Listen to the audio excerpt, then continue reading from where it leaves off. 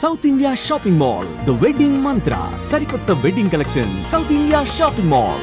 Hi hello welcome to Suman TV. నేను మీ Roshan. So already ప్రధాని నరేంద్ర మోడీ గారి అధ్యక్షతన డీజీఎం స్థాయిలో చాలా హీట్ డిస్కషన్ నడుస్తుంది.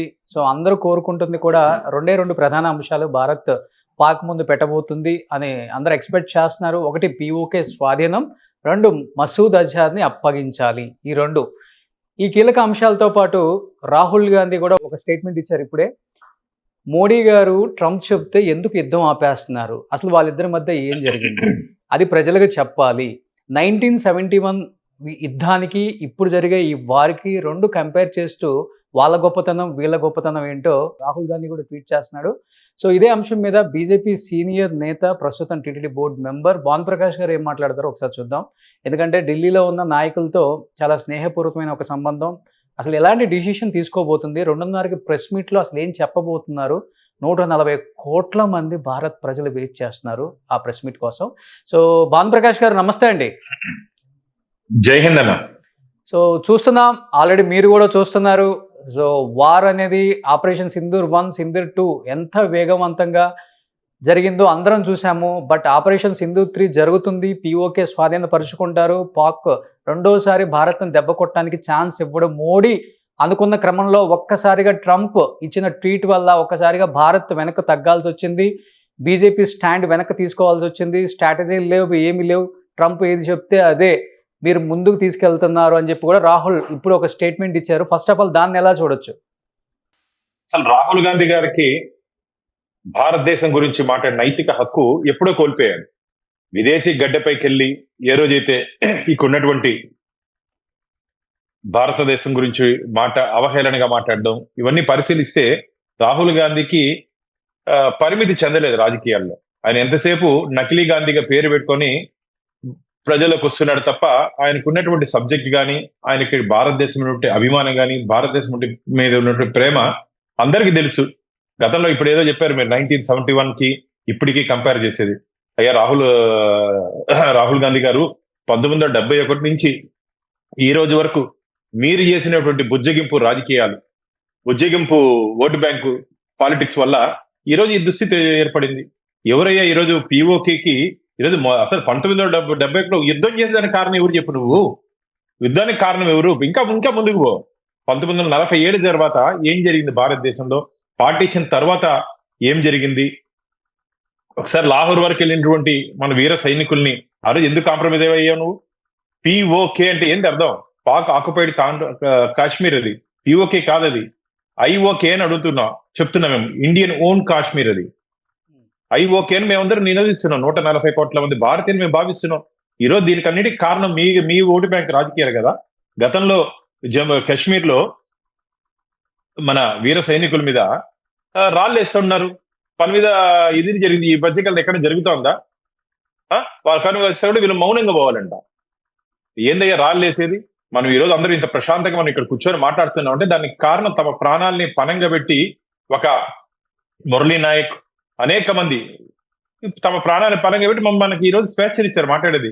అవన్నీ అర్థం చేసుకొని గుర్తుపెట్టుకొని రాహుల్ గాంధీ మాట్లాడితే కీలకమైన స్టేట్మెంట్ కూడా ఇంకోటి ఏంటంటే, అండ్ ట్విన్ టవర్స్ మీద అండ్ ఎప్పుడైతే ఒసామా బిన్ లాడెన్ ఎప్పుడైతే కాల్పులు జరిపారో, ఎప్పుడైతే వాళ్ళు కూడా చర్యలు తీసుకునే విధంగా 20 సంవత్సరాలు వేటాడి ఒసామా బిన్ లాడెన్ మీద కక్ష సాధింపులు చేసిన యుఎస్ ఈ రోజు మన మీద విరుచుకుపడుతున్న పాకిస్తాన్ మీద మనం ఫైట్ చేస్తుంటే ఇరు దేశాలు కూడా శాంతిపూర్వకంగా ఉండండి, ఫైట్ చేయొద్దు, వార్ వద్దు, ఏమొద్దు అని చెప్పేసి ఒక స్టేట్మెంట్, నాన్ సెన్స్ అన్న పదాలు కూడా వాడి భారతదేశ ప్రజల మనోభావాలు దెబ్బతీసిన ట్రంప్ చెప్పే మాటలు మనం ఎందుకు వినాలి, ఎందుకు వింటున్నారు, ఉద్దేశపూర్వకంగా మీ ఇద్దరి మధ్య ఏ డిస్కషన్ జరిగింది ప్రజలకు చెప్పాలి కదా అనేది ఒక స్టేట్మెంట్ అతంది. అయ్యా రాహుల్ గాంధీ గారు నిన్ననే నరేంద్ర మోడీ గారు స్టేట్మెంట్ ఇవ్వడం జరిగింది. మేము పాక్ ఆక్యుపైడ్ కాశ్మీర్ని భారతదేశానికి అప్పగించాలి, తీవ్రవాదుల్ని మాకు అప్పగించాలి, దీంట్లో మధ్యవర్తం అవసరం లేదు, ట్రంప్ మధ్యవర్తం అవసరం లేదు అని చెప్పి వారు చెప్పడం జరిగింది. ఇంకా మీరు చెప్పండి అని. గతంలో సర్జికల్ స్ట్రైకులు జరిగితే దానికి ఎవిడెన్స్ అడిగినటువంటి వ్యక్తి నువ్వు. దేశ ఆంతరిక భద్రత విషయంలో ఎవరెవరికి ఎంతెంత చెప్పాలో అంతవరకే చెప్తారు మిత్రమా రాహుల్ గాంధీ. ఎవరెవరికి ఎంతెంత చెప్తారో అంతవరకు చెప్తారు. నువ్వు చెప్పే స్థాయికి, వినే స్థాయికి ఇంకా రాలేదు. నువ్వు మేము మీకు చెప్పే స్థాయికి, నువ్వు వినే స్థాయికి ఇంకా రాలేదు. నువ్వు ఈరోజు ఏదో ప్రతిపక్ష పార్టీ కదా అని చెప్పి నీ ఇష్టం వచ్చినట్టు మాట్లాడడం. దయచేసి మిగతా దేశాల్లో ఏదైనా ఇట్లాంటి ఆంతరంగిక విషయాలు వస్తే మొత్తం అక్కడ ఉన్న రాజకీయ పార్టీలన్నీ ఒకటైతే దీన్ని కూడా యుద్ధాన్ని కూడా రాజకీయ కోణంలో చూస్తూ ఈరోజు కేంద్రం నుండి భారతీయ జనతా పార్టీని ఎన్డీఏ కూటమిని ఇబ్బంది పెట్టాలని చెప్పి చూస్తున్నాడు. మా వెనకాల 140 కోట్ల మంది భారతీయులు ఉన్నారు. 140 కోట్ల మంది భారతీయులు ఈరోజు కేంద్ర ప్రభుత్వం వెనకాల, నరేంద్ర మోడీ గారు వెనకాల ఉన్నారు.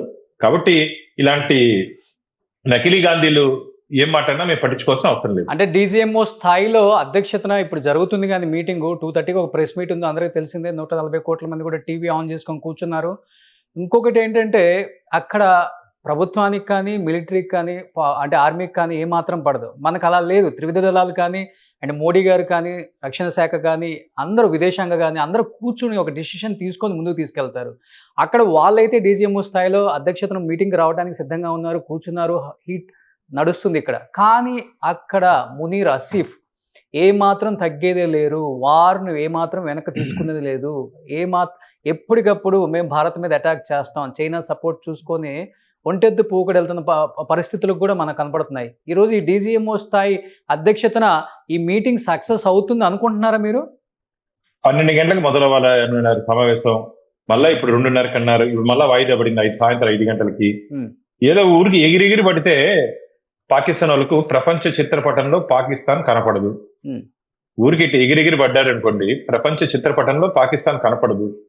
మేము అంతవరకు రాకూడదు, మీరు అంతవరకు వచ్చారంటే మేము చేసేదాన్ని మేము సిద్ధంగా ఉన్నాం. నిన్న మా రక్షణ శాఖ మంత్రి గారు కానీ త్రివిధ దళాధిపతులు కానీ చెప్పారు, మా మౌనం అంటే ఈరోజు ఈ 2 రోజులు సీజ్ ఫైర్ మౌనం, ఇది మేము ఏదో పూర్తిగా విరమించుకున్నామని చెప్పారు. మీరు ఒకసారి నిన్న మన స్టేట్మెంట్స్ చూడండి, మన త్రివిధ దళాధిపతులు ఇచ్చినటువంటి స్టేట్మెంట్స్. ఆపరేషన్ సింధూర్ కొనసాగుతా ఉందని ఇచ్చారు. అవును, దానికి అర్థం ఏంది రాహుల్ గారు? కూడా పాకిస్తాన్ ఒక్క బుల్లెట్ వదిలితే మనం బుల్లెట్ కాదు మిసైల్స్ వదలండి అని కూడా ఒక స్టేట్మెంట్ కూడా ఇచ్చారు మోడీ గారు ఈ రోజు. ఎస్, ఖచ్చితంగా. ఈ రోజు మీరు కానీ గమనించినట్టయితే పాక్ భూభాగంలోకి వెళ్ళి అక్కడ ముఖ్య నగరాలైనటువంటి లాహోర్, రావల్పిండి ఆ ఎయిర్ బేస్ లని ధ్వంసం చేసి వచ్చింది మన ఎయిర్ ఫోర్స్, ధ్వంసం చేసి వచ్చింది. వాళ్ళు కోలుకోవాలంటే ఇంకా సమయం పడుతుంది. ఇక్కడ ఒక్క స్థావరాన్ని కూడా వాళ్ళు వచ్చి తాకలేదు. కానీ దురదృష్టవశాత్తు బార్డర్లో ఉన్నటువంటి మన సైనికులు, వీర సైనికులు భారత మాత కోసం తమ ప్రాణాలను అర్పించారు. ఇక్కడ వారు ప్రయోగించినటువంటి అనేక డ్రోన్స్ కానీ మిజైల్స్ కానీ మా S-400 అయ్యా రాహుల్ గాంధీ గారు S-400 ఆ రోజు మీరు అందరూ గగ్గోలు పట్టారు కదా. ఈరోజు ఒక సుదర్శన్ చక్రం లాగా మన భారతదేశాన్ని కాపాడింది. దాని మీద మీరు ఆ రోజు మనోజ్ పారేకర్ గారు దాని విషయంలో వచ్చినప్పుడు మీరు అభ్యంతరం చెప్పారు కదా. దేశ రక్షణ విషయంలో మేము ఎక్కడ రాజీకి పోవు. మీ మారిగా ఓటు బ్యాంకు రాజకీయాలు, బోఫర్ కుంభకోణం, అసలు బోఫర్ యుద్ధ పరికరాల్లో కూడా కమిషన్ తీసుకున్నట్టు దాని ఏమంటారు ఫ్యామిలీ మీది, కుటుంబం మీది. మీరా ఈరోజు యుద్ధం గురించి, దేశం గురించి, దేశభక్తి గురించి మాట్లాడేది.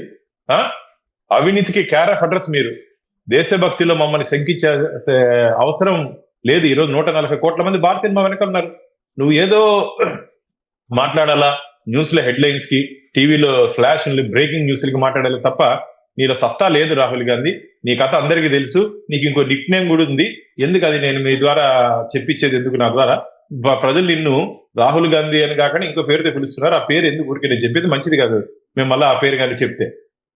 భానుగారు, ఇప్పుడు మీరు బీజేపీ సీనియర్ నేత, ఎంతోమంది కేంద్ర మంత్రులతో చాలా స్నేహపూర్వకమైన సంబంధాలు మీకు ఉన్నాయి కాబట్టి ఢిల్లీలో ఎలాంటి డిస్కషన్ జరుగుతుంది, ఎలాంటి డిసిషన్స్ తీసుకోబోతున్నారు అనేది మీకు కొంచెం అవగాహన ఉండి ఉంటుంది కాబట్టి అడుగుతున్నాను. S-400 ఇప్పటికే S-400తో తిప్పికొడుతున్నాము, వాళ్ళు వచ్చే మిసైల్స్ కానీ డ్రోన్స్ కానీ తిప్పికొట్టే ప్రయత్నం సక్సెస్ అయిపోయింది. కానీ ఇప్పుడు ఆల్రెడీ రష్యా నుంచి S-500 మోడీ గారు రేపో ఎల్లుండో వచ్చే అవకాశం ఉంది, ఆల్రెడీ ఆర్డర్ ఇచ్చింది, వాళ్ళు పంపించే ప్రయత్నం అయితే చేస్తున్నారు అంటున్నారు.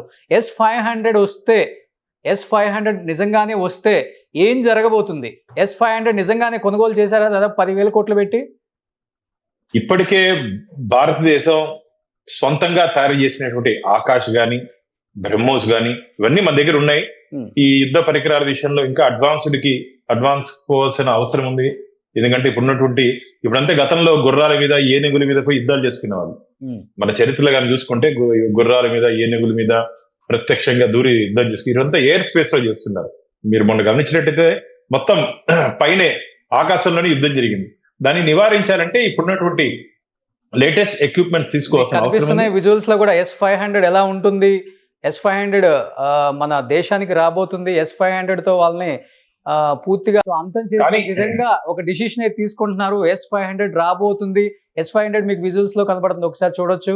పూర్తిగా S-500 ఎలా ఉంటుంది, దాంతో ఎలాంటి బెస్ట్ టెక్నాలజీ ఏంటో అదంతా కూడా మీకు డీటెయిల్స్ లో కనబడుతుంది. నెక్స్ట్ కమింగ్ వీడియోలో కూడా మీకు కంప్లీట్ గా చెప్తాను నేను. అది రాబోతుందా అండి నిజంగానే? కానీ అది మనకు తెలియదు, అది ఆ విషయాలు అదే చెప్తున్నా కదా. దేశ ఆంతరంగిక విషయాలు, మిలిటరీకి సంబంధించిన కొన్ని విషయాలు ఎంతవరకు చెప్పాలో వారు కూడా అంతవరకే చెప్తారు. అది కూడా ప్రధానమంత్రి, రక్షణ మంత్రి, security, national security adviser Doval గారికి ఆ పరిధిలో చర్చలు జరిగితే ఆ పరిధిలో నిర్ణయాలు తీసుకుంటారన్న. దాని నిర్ణయం తీసుకున్న తర్వాత అఖిల పక్షంలో ఏదైతే చెప్పాలో అంతవరకు చెప్తారు. మొన్న కూడా మీరు వినుంటారు, రాజ్నాథ్ సింగ్ గారు మాట్లాడుతూ రాహుల్ గాంధీ గారికి సమాధానం కూడా చెప్పడం జరిగింది. ఎంతవరకు చెప్పాలా, ఏది చెప్పాలా అంతవరకే చెప్తారు.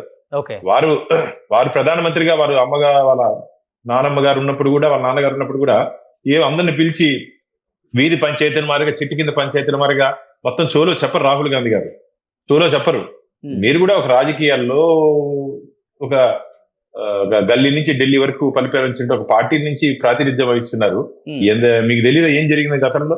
నేను చెట్టు కింద పంచాయతీలో ఏం జరిగిందో మీ అందరికి చెప్పేదానికి. కాబట్టి ఎంతవరకు చెప్పాలో అంతవరకు చెప్తుంది కేంద్ర ప్రభుత్వం. ఓకే. సో అందరు ఎక్స్పెక్ట్ చేస్తున్న విధంగా బీజేపీ కావచ్చు, మోడీ గారు కావచ్చు, తీసుకునే రెండు ప్రధానమైన కీలక ఇంపార్టెంట్ థింగ్స్ ఏంటి అంటే, ఈరోజు పీఓకేని స్వాధీనపరుచుకోవాలి, పీఓకేని మాకు అప్పగించాలి. సో భారత్లో భూభాగం అది కూడా అదొకటి, ఇంకొకటి మసూద్ అజర్ని మాకు అప్పగించాలి. ఈ రెండు కీలక అంశాలు ఈరోజు పాక్కి భారత్ అనేది ముందు పెట్టబోతుంది అనేది జరుగుతున్న ఒక డిస్కషన్. కాబట్టి ఈ రెండే జరుగుతాయని మీరు ఎక్స్పెక్ట్ చేస్తున్నారా? ఒకటి పీఓకే, రెండు మసూద్ అజర్. దీనికన్నా ఎక్కువ కూడా జరుగుతాయని ఆశిస్తున్నా. దీనికన్నా ఎక్కువ జరుగుతుందని ఆశిస్తున్నా.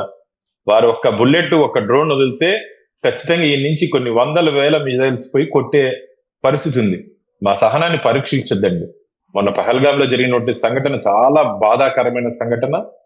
మతం పేరుతో మీరు విధ్వంసం చేశారు. మతం పేరుతో నువ్వు హిందువా, ముస్లిమా అని చెప్పి అడిగి చంపారు. అంటే దీనికి అర్థం ఏమిటంటే హిందుత్వం మీద దాడి కాదు ఇది. భారతదేశంతో పాటు హిందుత్వం మీద ఈరోజు పాకిస్తాన్ పెంచి పోషించినటువంటి ఉగ్రవాదులు ఈరోజు హిందుత్వం మీద, భారతదేశం మీద దాడి చేశారు. ఇది చూస్తూ ఊరుకుండే మీ హయాం కాదు రాహుల్ గాంధీ గారు. మీ హయాంలో జరిగినటువంటి విధంగా ఇప్పుడు జరగదు. ఇప్పుడు పూర్తి స్వేచ్ఛనిచ్చాము. త్రివిధ దళాలకి, ఎయిర్ ఫోర్స్, నేవీ, మిలిటరీకి ఫ్రీ హ్యాండ్ ఇచ్చాం. వారు ఏ నిర్ణయంలో ఏం చేస్తారో వారు సమిష్టిగా నిర్ణయం తీసుకుంటారు. మీ మాదిరిగా రాళ్ళేసినా తిరిగి బుల్లెట్ పోకూడదు అని చెప్పి హుకుం జారీ చేసే ప్రభుత్వం మాది కాదు. సైనికుల మీద రాళ్ళేసినా వాళ్ళు ఏం అనకూడదు, వాళ్ళు ఏం చేయకూడదు అని చెప్పి ఉజ్జగింపు రాజకీయాలు చేసే పార్టీ మాది కాదు. ఈరోజు పూర్తి స్వేచ్ఛనిచ్చాము మిలిటరీకి. వారు ఏ నిర్ణయం తీసుకున్నా సరే దానికి కేంద్ర ప్రభుత్వం అన్ని విధాల సహాయ సహకారాలు అందించడానికి మేము సిద్ధంగా ఉన్నాం. భానుప్రకాష్ గారు, లాస్ట్ అండ్ ఫైనల్ గా, సో మేమందరం ఎలా ఎక్స్పెక్ట్ చేస్తున్నామో మీరు కూడా అలానే ఎక్స్పెక్ట్ చేస్తూ ఉండొచ్చు. లేకపోతే తట్టుకోలేక ఏం జరుగుతుందో, నిజంగా ఎలాంటి డిసిషన్స్ తీసుకోబోతున్నారో మీరు కూడా ఢిల్లీకి కాల్ చేసి ఉంటారు. సో ఈ రెండు ప్రధాన అంశాలు కాకుండా ఇంకేదైనా అంశాలు మీకు తెలిసింది, లేకపోతే మీరు ఎక్స్పెక్ట్ చేస్తున్నట్టు ఏమని చెప్తారు లాస్ట్ అండ్ ఫైనల్ గా? ఇప్పటికే జరిగినటువంటి 4 రోజుల్లోనే పాకిస్తాన్ కి భారతదేశం సైన్యం సత్తా తెలిసింది. వారికి ఉన్నటువంటి JF-17 F-16 కానీ, JF-17 కానీ అనేక యుద్ధ విమానాల్ని మనం ధ్వంసం చేయడం జరిగింది. అలాగే వారి దేశంలో ఉన్నటువంటి నట్టింటికి నడి వీధిలోకి వెళ్ళి అక్కడ విధ్వంసం చేసి రావడం, వారు ఎయిర్ బేస్ ని ధ్వంసం చేసి రావడం జరిగింది. వారు ఇప్పటికే భయపడిపోయి భయంతో బిక్కుబిక్కుమంటూ ఈరోజు మన పాదాలపైకి వచ్చే పరిస్థితి ఉంది. మీరు అంటున్నారు ఇంతకుముందు వారు మిలిటరీ జనరల్ అనేది, అక్కడ అసలు పరిపాలన లేదు. మిలిటరీ జనరల్ అని చెప్పినట్టు ప్రైమ్ మినిస్టర్ వినరు, ప్రైమ్ మినిస్టర్ చెప్పింది ఆయన మిలిటరీ జనరల్ వినరు, అక్కడ చెప్పింది కోర్టులు వినవు. అక్కడంతా ఒక తీవ్రవాద పరిపాలన అంటారు. అసలు పాకిస్తాన్ లో అసలు పరిపాలన అనేది లేదు. కాబట్టి తినేదానికి తిండి లేకపోయినా సరే భారతదేశం మీద ఎగురుతున్నారు. మళ్ళీ చెప్తున్నా, ఇదే వారికి చివరి అవకాశం. ఈ రోజు మనం చెప్పిన అంశాలకి వాళ్ళు ఒప్పుకోకపోతే ఈ రాత్రికి ఆపరేషన్ సింధూర్ 3 POKలోకి మన మిలిటరీ ప్రవేశం అయ్యే అవకాశాలు ఉన్నాయి. ప్రవేశం డెఫినెట్గా అవుతుంది, ఎంటర్ అవుతుంది. ఎంటర్ అయ్యి దౌర్జన్యంగా మన దాన్ని వాళ్ళు ఎలా అయితే స్వాధీనపరుచుకున్నారో 1947లో అదే విధంగా దర్జాగా ప్రవేశించి మరీ మన వాళ్ళు స్వాధీనపరచుకోవడానికి సిద్ధంగా ఉంది. మన ఆర్మీ అంతా సిద్ధంగా ఉంది, అంత కట్టుదిట్టంగా రెడీ చేసి పెట్టారు పీఓకేలోకి ఎంటర్ అవడానికి ఈరోజు నైట్కి అనే మాట వినిపిస్తుంది. సో ఇదే జరిగితే రేపొద్దున అందరూ కూడా హ్యాపీ దీపావళి అనమాట. వాళ్ళకి డైలీ దీపావళి చూపిస్తున్నాం, మనం నిజంగానే హ్యాపీ దీపావళి చేసుకోవచ్చు అనుకుంటా. ఎక్కడ విరామం తీసుకున్నది మన సైనికులు సిద్ధంగా ఉన్నారు. ఎప్పుడెప్పుడా అని చెప్పి సిద్ధంగా ఉన్నారు. ఒక్క ఆర్డర్ వస్తే చాలు వాళ్ళు మొత్తం. ఎందుకని చెప్పగలరు, మొదటనే పీఓకే కాదు, అది ఐఓకే, ఇండియన్ ఓన్డ్ కాశ్మీర్, అది మన ఓన్ కాశ్మీర్, అది మన సుందర కాశ్మీర్, మన కాశ్మీరు. కాబట్టి వాళ్ళు ఎవరంటే క్లెయిమ్ చేసేదని. అప్పుడు అందుకని ఈ రాహుల్ గాంధీ ఈ వాళ్ళ నాన్న, వాళ్ళ అమ్మమ్మ, వాళ్ళ నానమ్మ వీళ్ళందరూ చేసుకుని ఈ రాజకీయాలే కదా ఈరోజు ఈ దుస్థితికి కారణం. కాబట్టి ప్రజలందరూ గమనిస్తున్నారు. రాహుల్ గాంధీ గారు, మీరు ఇంకైనా సరే మీరు భారతదేశం వైపు మాట్లాడితే మంచిది. లేకపోతే రాబో రోజుల్లో ఇప్పటికే దేశంలో 3 రాష్ట్రాల్లో ఏమో పరిమితమైన 2 రాష్ట్రాల్లో రాబో రోజుల్లో 0కి పరిమితం చేస్తారు మీకు దేశ ప్రజలు. ఈరోజు నరేంద్ర మోడీ గారి వెంట దాదాపు 140 కోట్ల మంది భారతీయులు ఉన్నారు.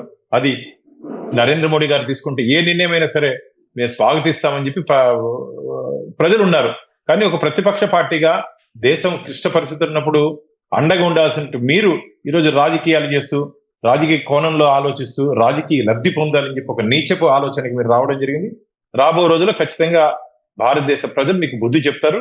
ఖచ్చితంగా నేనైతే చెప్తున్నా మళ్ళీ నరేంద్ర మోడీ గారు ఏ నిర్ణయం తీసుకున్నా సరే భారతదేశ ప్రయోజనాల కోసం, భారతదేశ ప్రజల ప్రయోజనాల కోసం తీసుకుంటారు తప్ప మీ మారగా స్వార్థ రాజకీయాల కోసం, సొంత ప్రయోజనాల కోసం నరేంద్ర మోడీ గారు ఏ నిర్ణయం తీసుకోరని చెప్పి నేను సుమన్ టీవీ ద్వారా దేశ ప్రజలకు చెప్పదలుచుకున్నాను. సో జై Hind and thank you so much Bhanu. జై హింద్, జై జవాన్. సో నిజంగా ఈరోజు అందరూ కూడా వెయిట్ చేస్తున్నాం, ఎప్పుడెప్పుడు సమావేశం జరుగుతుందా, ఎప్పుడెప్పుడు గుడ్ న్యూస్ వినాల్సి వస్తుందా అనేది కూడా అందరం ఆతృతగా ఎదురు చూస్తున్నాం. At the same time S-500 వస్తే భారత్ మిలిటరీ, భారత్ ఆర్మీ ఎలాంటి డిసిషన్స్ తీసుకుంటుందో కూడా మనందరం కూడా వెయిట్ చేస్తున్నాం. కాబట్టి ఈ 2 గుడ్ న్యూస్లు వినడానికి ఇంకొక 2 to 3 hours వెయిట్ చేయండి. మోడీ గారు ఎవరిని కూడా సంతృప్తి పరుస్తారు. భారత్ అంటే భావోద్వేగాలతో కూడింది కాదు, అందరూ కలిసి కూర్చొని తీసుకోవాల్సిన డిసిషన్. కాబట్టి కొంచెం లేట్ అయినా కానీ మోడీ గారు కొట్టే దెబ్బ గట్టిగానే ఉంటుంది, అందరికి తెలిసిన విషయమే. So thank you so much Bhanu గారు. జై హింద్. సుమన్ టీవీలో మీ పర్సనల్ అండ్ బిజినెస్ ప్రమోషన్స్ కోసం కింది నెంబర్కి కాంటాక్ట్ చేయండి.